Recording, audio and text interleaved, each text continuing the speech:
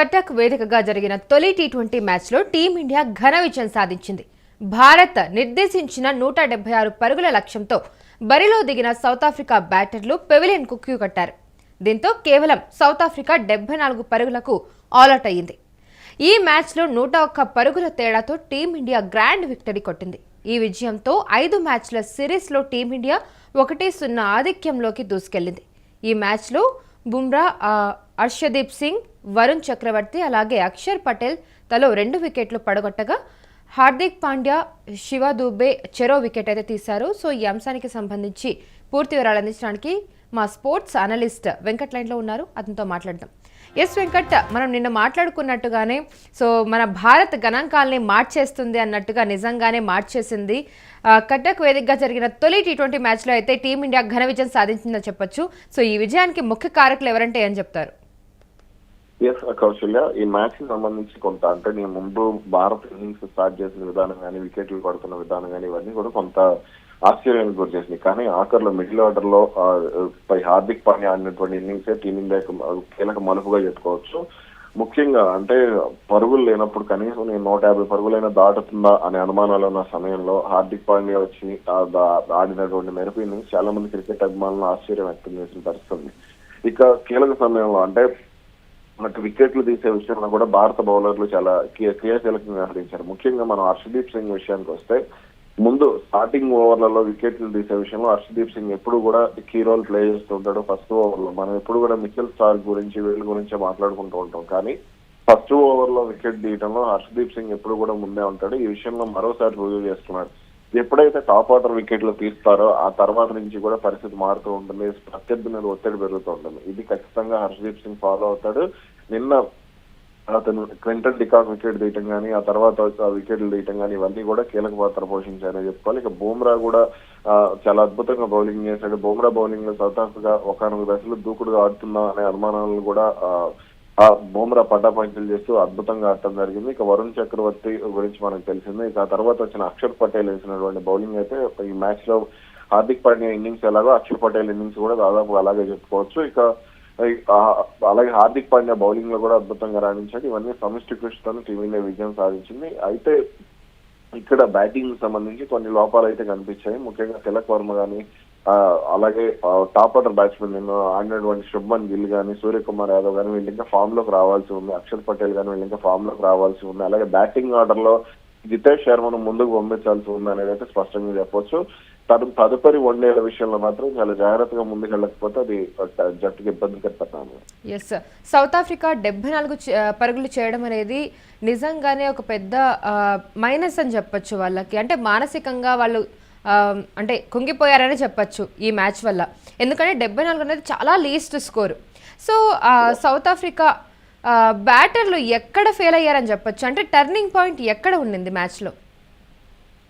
అంటే వాస్తవానికి south Africa ఉన్న వాళ్ళు హిట్టర్లు, వాళ్ళందరూ కూడా హిట్టర్లే. వాళ్ళందరూ ఎటువంటి మార్కో ఎన్సెన్ వరకు కూడా అవసరమైతే కేశవ్ మహారాజ్ కూడా మంచి ఇన్నింగ్స్ ఆడగాళ్ళు అక్కడ వరకు కూడా హిట్టర్లే ఉన్నారు. అంటే దాదాపు 8 మంది వరకు వాళ్ళ హిట్టర్లు ఉన్నారు. అయినా సరే సౌత్ ఆఫ్రికా కొంత ఏదైతే టాప్ ఆర్డర్ వికెట్లు పడ్డాయో అక్కడి నుంచి కూడా సౌత్ ఆఫ్రికా ఒక రకంగా ఒత్తిడికి గురైంది. ముఖ్యంగా ట్రిస్టన్ స్టబ్స్ వికెట్ పడిన తర్వాత కానీ, డెవాల్డ్ బ్రేవిస్ వికెట్, ఈ 2 వికెట్లు కోల్పోయిన తర్వాత యథావిధిగా డేవిడ్ మిల్లర్ మరోసారి ఫెయిల్ అయ్యాడు. ఇక తర్వాత ఫెరీరా కానీ, మార్కో ఎన్సెన్ కానీ వీళ్ళు ఒత్తిడికి తగ్గట్టు అంటే కీలక సమయంలో సాధారణంగా ఇటువంటి టీ20లో అయితే టెస్ట్ క్రికెట్ లోనో వీటిలో అయితే అంత బాల్స్ ఒత్తిడి అనేది ఉండదు. కానీ ఇక్కడ ఆడాల్సిన అంటే రిక్వైర్డ్ రన్ రేట్ పెరిగిపోవడం ఇవన్నీ కూడా సౌత్ ఆఫ్రికా కొంత ఒత్తిడికి గురైంది. ముఖ్యంగా ట్రిస్టన్ స్టబ్స్ వికెట్ కానీ, డెవాల్డ్ బ్రేవిస్ వికెట్ వీళ్ళు వికెట్లు పడిన తర్వాత ముఖ్యంగా కెప్టెన్ మార్క్రమ్ వికెట్ ఒకటి వాళ్ళకు టర్నింగ్ పాయింట్ గా చెప్పుకోవచ్చు. అలాగే క్వింటన్ డికాక్ కొంత అంటే అతను చాలా దూకుడుగా పవర్ ప్లే లో దూకుడుగా బ్యాటింగ్ చేసి ఆడేశాడు. అతను కనీసం ఒక 20 నుంచి 30 పరుగులు చేస్తున్నా సరే సౌత్ ఆఫ్రికా కొంత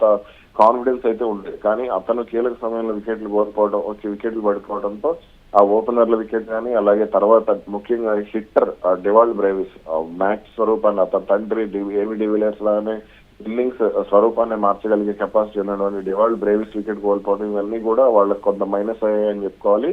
ఇదే సౌత్ ఆఫ్రికా ఓటమికి అంటే ఒత్తిడిని హ్యాండిల్ చేయడంలో సౌత్ ఆఫ్రికా మరోసారి ఫెయిల్ అయింది. ఎస్, అయితే ముందున్న మ్యాచెస్ లో భారత్ చేసుకోవాల్సిన చిన్న చిన్న సర్దుబాట్లు ఏమన్నా ఉన్నాయా? ఖచ్చితంగా ఉంది. ఎందుకంటే బ్యాటింగ్ ఆర్డర్ విషయంలో మార్పులు జరగాలి. ముఖ్యంగా ఈ శుభ్మన్ గిల్ ఎవరైతే ఉన్నారో అతన్ని అవసరమైతే 4వ స్థానంలో అయినా ఆడించాలి. ఎందుకంటే అతను ఓపెనర్ గా టీ20లో పనికిరాడు అనేది అయితే చాలా వరకు కూడా ఉన్నటువంటి అభిప్రాయం. అలాగే సూర్యకుమార్ యాదవ్ బ్యాటింగ్ ఆర్డర్ మార్చుకుని తిలక్ వర్మను ముందుకు పంపించాలి. అలాగే అక్షర్ పటేల్ ని హార్దిక్ పాండ్యా తర్వాత పంపించాలి. ఆల్రౌండర్ లానే చూడాలి, బ్యాట్స్మెన్ లా చూడకూడదు అనేది గంభీర్ ఈ విషయాన్ని గ్రహిస్తే మంచి ఫలితాలు ఉంటాయి. అలాగే జితేష్ శర్మను అవసరమైతే 4వ స్థానంలో ఆడిస్తే మాత్రం మంచి ఫలితాలు ఉండే అవకాశం ఉంది. లేదంటే జితేష్ శర్మ ఇప్పుడు ఏదైతే నిన్న అక్షర్ పటేల్ ఆడాడో ఆ స్థానంలో జితేష్ శర్మను ఆడించాలి. తిలక్ వర్మ స్థానం సూర్యకుమార్ యాదవ్ స్థానంలో తిలక్ వర్మను ఆడించాలి. అలాగే శుభ్మన్ గిల్ ను అవసరమైతే వీటి పక్కన పెట్టినా సరే పర్వాలేదు. ఎందుకంటే అతను టీ20లో గత కొంతకాలంగా ఫెయిల్ అవుతూ వస్తున్నాడు. అంతర్జాతీయ టీ20లో అతను మెరుగైన రికార్డు కూడా ఏం లేదు. ముఖ్యంగా అతని యావరేజ్ చాలా దారుణంగా ఉందనే విషయాన్ని అయితే కోచ్ గంభీర్ గ్రహిస్తే మంచిదనేది క్రికెట్ అభిమానులకు. 29 యావరేజ్, అతని స్ట్రైక్ రేట్ కూడా అంత గొప్పగా ఏం లేదు. కాబట్టి అతని విషయంలో ఇప్పుడు అతని కంటే ముందు అరంగేట్రం చేసిన అతని తర్వాత అరంగేట్రం చేసినటువంటి ఆటగాళ్ళు తిలక్ వర్మ కానీ లేదంటే అభిషేక్ శర్మ కానీ వీళ్ళందరూ 1000 పరుగులు దాటేశారు. కానీ ఇంకా అతను 840 చిల్లర ఎంతో పరుగులు చేస్తున్నాడు. కాబట్టి అతని విషయంలో కొంత ఆలోచించి అతను కొంత పక్కన పెట్టి వైస్ కెప్టెన్ అనే హోదాను పక్కన పెట్టి అతను కొంత పక్కన పెడితే జట్టులో మంచి ఫలితాలు ఉండే అవకాశాలు అయితే ఉంటాయి. Right Venkat, thank you so much for information. Cuttack వేదికగా జరిగిన తొలి టీ20 మ్యాచ్లో అయితే టీమిండియా ఘన విజయం సాధించింది. భారత్ నిర్దేశించిన 176 పరుగుల లక్ష్యంతో బరిలో దిగిన సౌత్ ఆఫ్రికా బ్యాటర్లు పెవిలియన్కు క్యూ కొట్టారని చెప్పొచ్చు. దీంతో కేవలం సౌత్ ఆఫ్రికా 74 పరుగులకు ఆల్అవుట్ అయ్యారు. ఈ మ్యాచ్లో 101 పరుగుల తేడాతో టీమిండియా గ్రాండ్ విక్టరీ కొట్టింది. ఈ విజయంతో 5 మ్యాచ్ల సిరీస్లో టీమిండియా 1-0 ఆధిక్యంలోకి దూసుకెళ్లింది. ఈ మ్యాచ్లో బుమ్రా, హర్షదీప్ సింగ్, వరుణ్ చక్రవర్తి అలాగే అక్షర్ పటేల్ తలో 2 వికెట్లు పడగొట్టగా హార్దిక్ పాండ్యా, శివ దూబే చెరో వికెట్ తీశారు. అయితే అంతకు ముందు భారత్ నిర్ణీత 20 ఓవర్లలో 6 వికెట్ల నష్టానికి 175 పరుగులు చేసింది.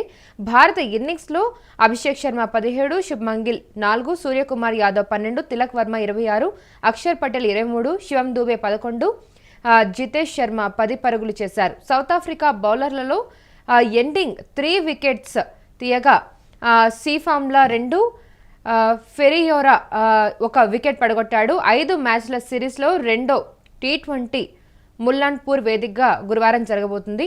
సో ప్రస్తుతానికైతే ఇప్పుడు మన భారత్ ఈ మ్యాచ్లో అయితే ఘన విజయం సాధించిందని చెప్పొచ్చు. రాబోయే మ్యాచ్ల్లో కూడా ఇలాంటి ప్రదర్శనే కనబరిచి ఇంకా విజయంతో దూసుకుపోతుందని చెప్పి అందరూ భావిస్తూ ఉన్నారు.